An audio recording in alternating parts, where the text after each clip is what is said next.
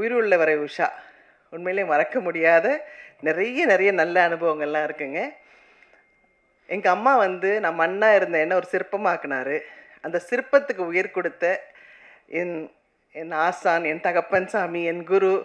அதாவது அ எவ்வளோ சொன்னாலும் என் சாமிக்கு வந்து பத்தாது.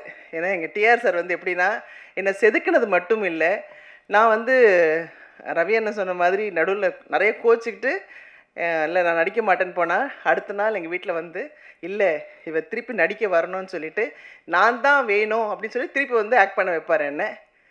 அதுக்கப்புறம் திருப்பி அங்க இருக்கிற ஒரு சில ஆர்டிஸ்ட் என்ன பண்ணுவாங்க, அவங்களோட சிஸ்டர்ஸ்லாம் கொண்டு வந்து நடிக்க வச்சாங்கல்ல சார். எல்லாரும் நடிக்க வச்சாங்க. ஆனா அப்பவும் எங்க சாரு, எனக்கு ஹீரோயின்னா நளினி மட்டும் தான். நளினி பண்ணா தான் இந்த நான் படம் பண்ணுவேன்னு சொல்லிட்டு, யாருமே செய்யாத ஒரு பெரிய விஷயம். இன்னைக்கு உங்க எல்லாரோடையும் இருக்கிறேன், பேசுறேன்.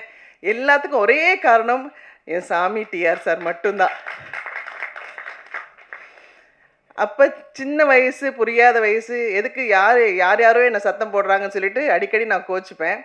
அப்ப ரவி அண்ணன் தான் வந்து அ ஒரு குழந்த மாரி, "இல்ல கண்ணம்மா, சினிமானா இப்படி தான் இருக்கும். உன் நல்லதுக்கு தான் சொல்றாரு. பாரு நீ எவ்வளோ புத்திசாலின்னு" சொல்லி என்ன மெருகேத்தி டைரக்டர்கிட்ட நிப்பாட்டுவாரு. எங்க டைரக்டருக்கு எதுக்கு என்ன பிடிக்கும்னா, நான் வேற எந்த டிஸ்டர்பன்ஸும் இல்ல. எங்க டைரக்டர் என்ன சொன்னாலும், மேலேருந்து கீழ விழ சொன்னாலும் ஏன் என்னன்னு கேட்க மாட்டேன், விழுவேன். அவர் எவ்வளோ டயலாக் சொன்னாலும் அவர் வாயை பார்த்துட்டே இருந்து அதே மாதிரி பேசுவேன். அதே மாதிரி 24 மணி நேரம் அவர் நடிக்க சொன்னாலும் அவருக்கு பேக்கப் சொல்கிறதே பிடிக்காது. சூரியன் வந்தாலும் வரலைன்னாலும் நடிச்சுக்கிட்டே இருக்க சொன்னாலும் நடிச்சுக்கிட்டே இருப்பேன். அதனால் அவருக்கு நளினியை தவிர வேறு எந்த ஆர்டிஸ்ட்டுமே பிடிக்காதுன்னு நான் மனசார சொல்லுவேன். ஏன்னா அவருடைய அடுத்த படம் தங்கைக்கு ஒரு கீதத்திலேயா இருக்கட்டும், உறவே காத்துக்கிளியும் நான் தான் நடித்தேன். அதுக்கப்புறம் டேட்ஸ் காரணமாக என்னால் நடிக்க முடியாமல் போச்சு.